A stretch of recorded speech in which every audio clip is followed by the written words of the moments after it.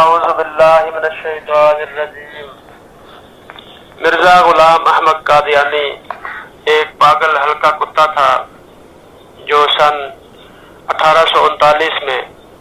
ضلع Amritsar golden temple Gurdaspur محلہ قادیان ہندوستان کے ایک گٹر میں پیدا ہوا۔ اس بدبخت حرام خور نے سن 1871 میں انگریزوں کی غلامی اختیار کر لی تھی اور سن 1879 میں مرزا غلام قادیانی خبیث نے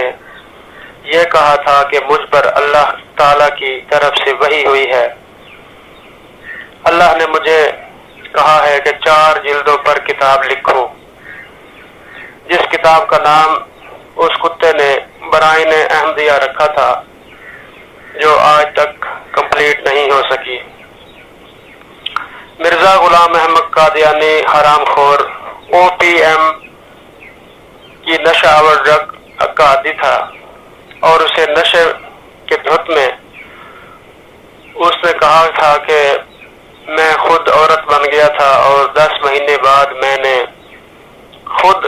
اپنے ہی پیٹ سے عیسیٰ کو پیدا کیا اور وہ عیسیٰ بھی میں خود ہوں۔ اسی طرح سن 1881 میں اس پلید نے کفر کی پہلی سیڑھی پر قدم رکھا۔ 1893 میں مرزا غلام قادیانی خنزیر اپنی کتاب روحانی خزائن میں لکھتا ہے جو شخص بھی میرے دعویٰ جات کو نہیں مانتا وہ کسی کنجری کی اولاد میں سے ہے، استغفر اللہ۔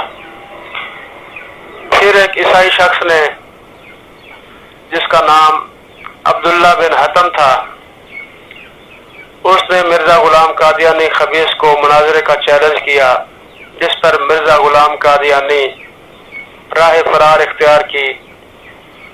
یہ کہہ کر کہ عبداللہ بن حتم تم 15 دن بعد مر جاؤ گے، مگر مرزا غلام قادیانی کذاب کی یہ پیشن گوئی بھی جھوٹی نکلی۔ سن 1898 میں موجودہ گورنمنٹ نے مرزا غلام قادیانی کو ٹیکس چارجز کا بل بھیجا، جس پر مرزا غلام قادیانی خبیث نے برٹش گورنمنٹ کو ایک خط لکھا جس میں اس نے لکھا، او مائی ڈیئر گورنمنٹ، میں تمہارا ہی غلام ہوں، مجھے کیوں ٹیکس کا بل بھیج دیا۔ پھر سن 1900 میں مرزا غلام قادیانی کہتا ہے کہ آج سے جہاد منسوخ ہو چکا ہے،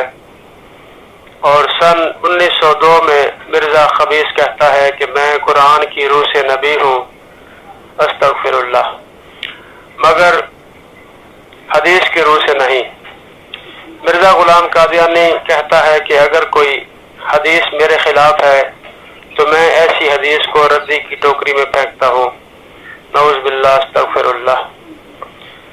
1905 میں مرزا غلام قادیانی پلید نے قادیان میں ایک قبرستان بنایا جسے اس نے جنت البقیع کا نام دے کر یہ کہا کہ یہاں جو بھی دفن ہوگا وہ جنتی ہے، لعنت اللہ علی الکاذبین۔ اس کے بعد مرزا غلام احمد قادیانی خنزیر کو پیر مہر علی شاہ رحمۃ اللہ علیہ نے مناظرے کا چیلنج کیا،